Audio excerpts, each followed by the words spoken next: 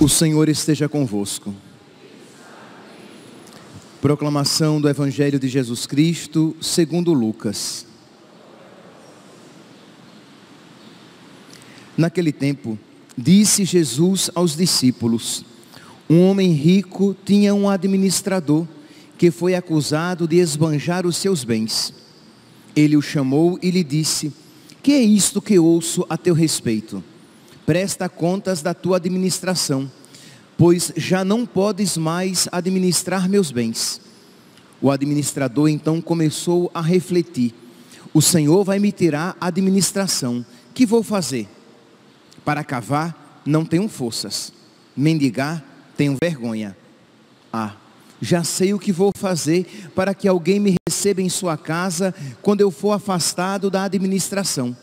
Então ele chamou cada um dos que estavam devendo ao seu patrão e perguntou ao primeiro: quanto deves ao meu patrão? Ele respondeu: 100 barris de óleo. O administrador disse: pega a tua conta, senta-te depressa e escreve 50. Depois ele perguntou a outro: e tu, quanto deves? Ele respondeu: 100 medidas de trigo.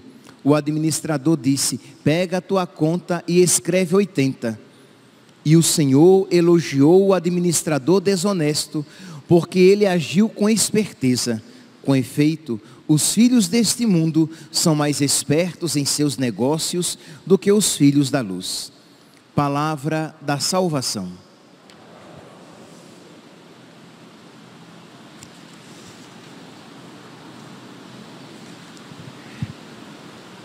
Caríssimos irmãos e irmãs, hoje, no dia de São Leão Magno, este grande administrador da casa de Deus, este sábio filho da luz, que soube usar as armas da luz em benefício da igreja, em benefício da salvação do povo de Deus, nós temos a alegria de ouvir este evangelho que às vezes é mal compreendido, mas tão apropriado para o dia de hoje.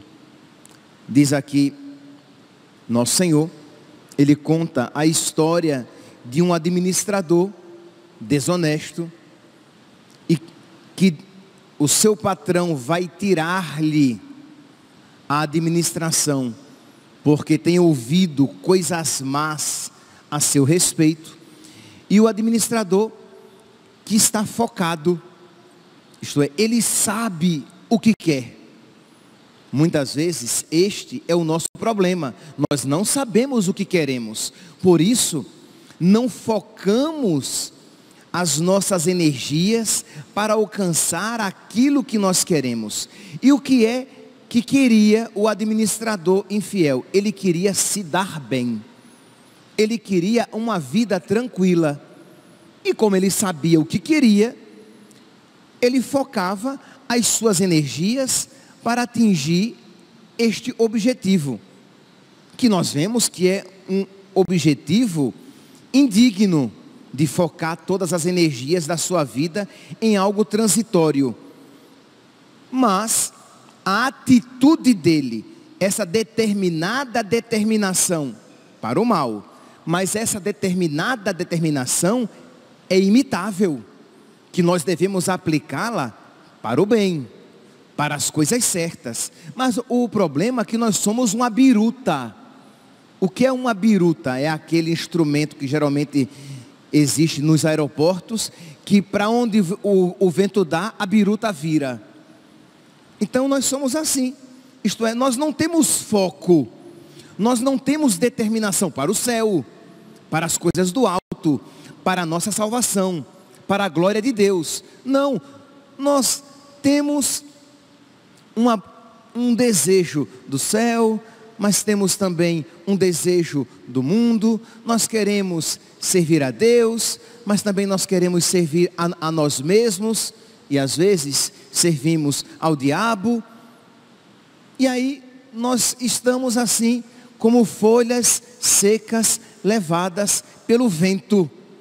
Nós não temos uma determinação, um foco, um objetivo muito claro, um alvo muito certo que queremos atingir.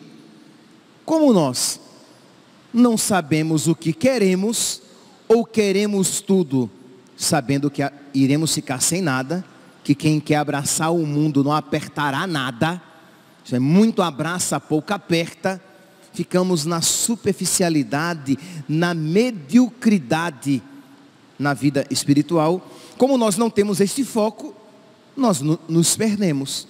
Então, Jesus, ele olha o foco para as coisas erradas, mas o foco que este homem tem, e disse: isto é louvável e imitável. Quem dera que os filhos da luz fossem tão determinados pela glória de Deus, como os filhos das trevas são determinados na busca da sua glória, ou na busca dos seus interesses. Então, é este aqui o contexto. Jesus não está elogiando a desonestidade. Jesus está elogiando, isto é, a sabedoria desse homem. Isto é, no momento de crise, ele não entrou em desânimo, isto é, eu vou ser demitido, e começa a lamber as suas feridas, e ficou acabrunhado, em crise existencial. Nada disso. Ele tem um foco, e o seu foco é se dar bem neste mundo. Então, eu vou ser demitido, e agora? O que é que eu vou fazer? Ah, já sei, vou chamar então aqueles que devem ao meu patrão, vou tirar a minha margem de lucro, porque era assim que acontecia, ele tinha que devolver X ao seu patrão, e ele acrescentava um valor a mais, ele cobrava a mais, porque o a mais seria o seu lucro. Eu vou tirar a margem de lucro, o devedor ficará feliz, eu vou ganhar um amigo, quando eu for demitido, eles me acolherão na sua casa. Então assim deveríamos nós também, isto é, qual é o meu objetivo? É ir para o céu. Então, na alegria, na tristeza, na saúde e na doença, eu vou usar as armas dos filhos da luz, para não perder o foco, para não me esquecer da finalidade da minha vida, para que eu não seja uma flecha que erra o alvo. Não, eu tenho uma meta na minha vida. Ah, me veio um câncer. Pois bem, como é então que eu vou viver esta doença, para que eu não perca o céu? Eu tenho como dessa doença, me livrar? Tenho, então tá bom, então eu vou tentar me livrar, mas sem perder o céu. Me aconteceu uma tragédia familiar. Como é que eu vou fazer para que esta tragédia familiar não só não me afaste de Deus, mas se torne para mim um trampolim para Deus? Afinal de contas, tudo deve concorrer para o meu bem. Então eu preciso amar a Deus, estar ligado a Deus, estar em comunhão com Deus, estar próximo de Deus, para que tudo de alguma maneira me dirija para Deus. Mas percebe que uma pessoa que assim age, é porque ela está focada, ela sabe o que quer. Meus irmãos, se nós olharmos na história, por exemplo, do nosso país, há quantos anos, há quantas décadas que os filhos das trevas querem aumentar cada vez mais o acesso das pessoas, por exemplo, ao aborto. E eles estão tentando, e eles perdem aqui, eles recobram o fôlego e tentam ali. E aí, eles não conseguem ali, eles tentam acolá, mas eles são quase que incansáveis. Isto é, quem está diretamente envolvido nisso, né, os movimentos pró-vida, que estão lutando para que esta desgraça do aborto não se alastre e tenha uma aplicabilidade cada vez maior no nosso país. Eles veem como é uma luta, assim, que não tem trégua, porque eles são incansáveis, e eles não se deixam desanimar. E graças a Deus, graças a Nossa Senhora, eles têm perdido muito, mas eles têm algo a nos ensinar. Eles não se rendem. Eles têm perdido muito, porque na América Latina, graças a Deus, Nossa Senhora colocou o seu pé na cabeça do diabo, e o negócio não tem progredido tanto quanto eles gostariam que progredisse. Mas não obstante tantos fracassos, eles não se entregam, eles recomeçam a cada dia. Isso deveria nos ensinar. Isto é, eu também, então, eu não vou me entregar em meio às dificuldades, aos problemas, às derrotas que eu venha a experimentar. Isto é, nós vemos no Brasil e no mundo, isto é, o crescimento e esta luta contra, este enfrentamento contra a família, o aborto, a ideologia de gênero, o movimento LGBTQI+, isto é, esse objetivo de destruir a família, porque tudo isso, como disse, como bem profetizou irmã Lúcia, né, a vidente de Fátima, ela disse que o último enfrentamento seria contra a família. Então agora crescendo o incesto, isto é, as intimidades sexuais entre parentes próximos, entre familiares próximos, isso tem aumentado, e isso vai aumentar, porque o objetivo é destruir a família, é tornar a vida algo descartável. Imagine em alguns países em que os pais velhos fogem do seu país, porque a legislação do seu país permite que os filhos, uma vez os pais doentes, recorram à eutanásia, sem o consentimento dos pais. Então os pais, imagine que deveriam ver nos filhos aqueles que queriam proteger as suas vidas, fogem, porque sabem que os filhos não querem mais carregar o fardo, o peso de pais doentes. Mas, infelizmente, a consequência seria essa, porque já há algum tempo os pais não querem mais o fardo de filhos indesejados e os mata na barriga de suas mães. Os tritura, os queima com a solução salina, os mata com algum veneno, depois espelha e joga na lata do lixo. É isto o que se chama, o que com o nome, né, de aborto se esconde por trás, esta maldade. Mas tudo isso para quê? Para destruir a sacralidade da família, a sacralidade da vida humana. E eles são incansáveis neste objetivo. Então, neste sentido, deveria nos ensinar que nós também devemos ser fortificados pela graça de Deus, devemos ser incansáveis na luta pela salvação da nossa família.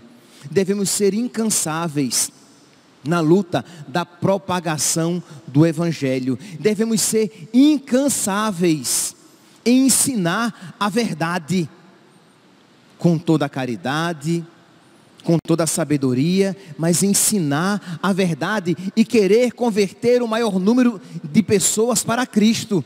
Por quê? Porque o inimigo, o diabo, ele não quer apenas tornar o mundo cada vez mais contrário a Deus, mas quer tornar os filhos de Deus, os filhos da igreja, cada vez mais mundanos e, consequentemente, contrários a Deus. Então ele quer entrar na igreja com as suas ideologias, com os seus erros, com a sua mentira, e subverter os filhos de Deus, os filhos da igreja. E nós precisamos então, munidos pelas armas de Deus, ser incansáveis e lutar pela glória de Cristo, pela glória de Deus. Então, recomeçar a cada dia. Claro, se nós não estivermos alimentados pela graça de Deus, nós não iremos suportar, porque é uma luta a cada dia, é matar um leão a cada dia. Mas se nós tivermos a sabedoria, isto é, por que é que o mundo não se cansa? Por que é que os mundanos recomeçam a cada dia? Porque eles estão a cada dia se alimentando de mundanidade. Porque eles estão a cada dia se embrenhando nessa mentalidade, se iluminando com tais trevas, né? É um paradoxo, né? Alguém que se ilumina de trevas, mas os mundanos estão se iluminando nessa luz tenebrosa, e que eles têm essa força de a cada dia recomeçar, para que o reino de Satanás se instale neste mundo. E nós só teremos este ânimo, esta perseverança, esta determinação, se nós nos alimentarmos da luz de Deus. E como é então que nós iremos nos alimentar, nos fortificar da luz de Deus, para que nós tenhamos esta sabedoria elogiada por nosso Senhor? Repito, Lucas capítulo 16, versículo 8: e o Senhor elogiou o administrador desonesto, porque agiu com esperteza. Isto é, o que é que nos é necessário fazer, com o que é necessário que nós nos alimentemos, para que nós tenhamos esta esperteza, esta sabedoria, esta determinação, esta resiliência de recomeçar a cada dia, de retomar a batalha a cada dia, de terminar a batalha de cada dia, como terminou São Paulo quando disse: combati o bom combate, terminei minha corrida, guardei a fé. O que é que nos é necessário? Meus irmãos, as armas que nosso Senhor nos confiou a nós na sua igreja: a oração e a adoração. Isto é, quem não rezar não vai resistir aos dias maus. Isto que sempre foi uma verdade, tornou-se uma verdade muito mais eloquente, muito mais audível, muito mais gritante nos tempos atuais. Se nós não rezarmos, isto é, se nós não tivermos amizade com Deus, nós seremos arrastados pelo mundo e pelas suas mentiras. Se nós não tivermos amizade com Deus, nós seremos arrastados pelas ideologias da moda. Nós, os filhos de Deus, nós, os filhos da igreja, se nós não tivermos oração, adoração, se nós não nos mantivermos em estado de graça, se nós não nos alimentarmos com os sacramentos, isto é, a Eucaristia, a confissão, quando for necessário, né, a frequência à Santa Missa, se nós não nos alimentarmos espiritualmente, nós seremos ludibriados, e será presunção sua dizer: ah não, eu não, comigo não, eu nunca. Você primeiramente, se nós não estivermos na luz, nós não veremos a feiura do pecado, e nós não veremos o engano, o engodo nas propostas do diabo para nós, filhos de Deus, filhos da igreja. Então precisamos estar em Deus, para que vejamos que aquilo que nos é proposto, revestido com pele de cordeiro, que aquilo é veneno, que aquilo é mal, que aquilo é para a nossa perdição, que aquilo não é salvação para ninguém, que não é bom nem para mim, nem para aqueles a quem eu propuser tal caminho. Mas para que eu veja com clareza a maldade daquelas propostas mundanas, eu tenho que estar alicerçado na oração, no estado de graça, na recepção frequente dos sacramentos, na prática das virtudes.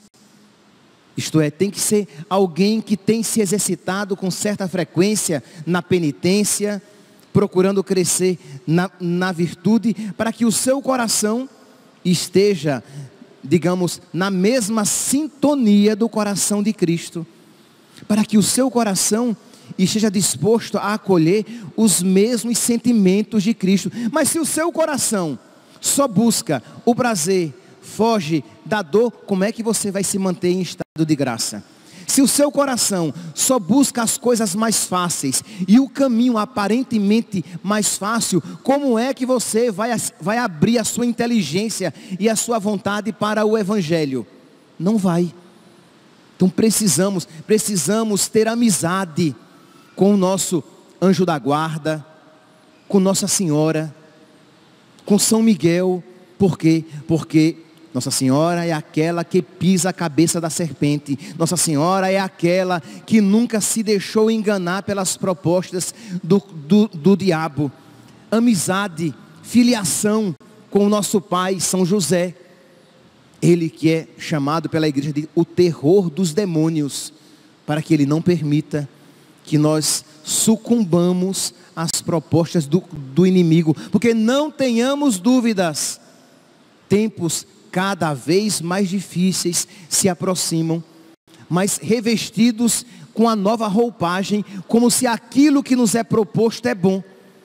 E para que nós, meus santos, possamos ser servos, administradores, fiéis de nosso Senhor, nós precisaremos ter esta sabedoria de reconhecer a vontade de Deus, aquilo que agrada a Deus, como melhor servir a Deus, e aquilo que não agrada a Deus, que não é serviço de Deus e que não nos aproxima de Deus. Então, precisamos usar as armas que nos são oferecidas. Por exemplo, nós já falamos aqui tantas vezes da oração da Augusta Rainha dos Céus, da oração de São Miguel, da oração de São Bento. A cruz sagrada seja minha luz, não seja o dragão o meu guia. Retira-te, Satanás, nunca me aconselhes coisas vãs. É mal o que tu me ofereces, bebe tu mesmo os teus venenos. Isto é, você rezar, mas não de uma maneira mágica, mas pedindo a São Bento que interceda por você, para que você não se deixe ludibriar pelo canto da sereia, para que você sempre esteja aberto a ação do Espírito Santo, para que você seja dócil à ação da graça de Deus no seu coração, e não tenhamos dúvidas de que se nós estivermos abertos a todo este universo da graça, nós seremos incansáveis na nossa luta contra o pecado, na nossa luta pela propagação do Evangelho, na nossa luta pela nossa salvação e pela salvação das almas. E não tenhamos dúvidas, e termino que hoje a homilia tem que ser curta, e não tenhamos dúvidas que se assim agirmos, nosso Senhor misericordiosamente, Ele que nos concedeu esta graça, olhará para nós e dirá que nós, os filhos da luz, graças a Ele, somos muito mais sábios do que os filhos das trevas. Louvado seja nosso Senhor Jesus Cristo, para sempre seja louvado.